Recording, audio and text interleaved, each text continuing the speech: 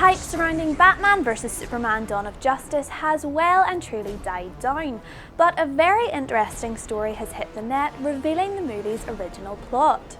The story emerged on moviepilot.com from a writer who claimed to have a source close to Warner Bros. And producer David Goyer. I'm Alison Nichol for SquareEyed, and we're going to take you through some snippets of the supposedly abandoned narrative which was set to be called World's Finest. Before we begin, there will be major spoilers for Batman vs Superman. First off, the character of Jimmy Olsen was originally a photographer, not a CIA agent. In this scene where Lois Lane and Jimmy are interviewing a terrorist group in Africa, Superman arrives to save both of them and is seen in a more heroic light. So that scene was fairly similar, but Jimmy survived.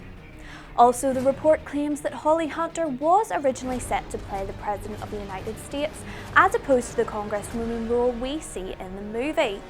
The report also furthers the claim that Bryan Cranston was originally being eyed to play Lex Luthor, while Joaquin Phoenix was also in the running.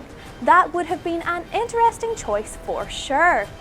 The report goes on to detail some more major changes between the abandoned plot and the final product we saw in theatres, including an increased role for the villain KG Beast, who we see in Dawn of Justice as Lex Luthor's main henchman.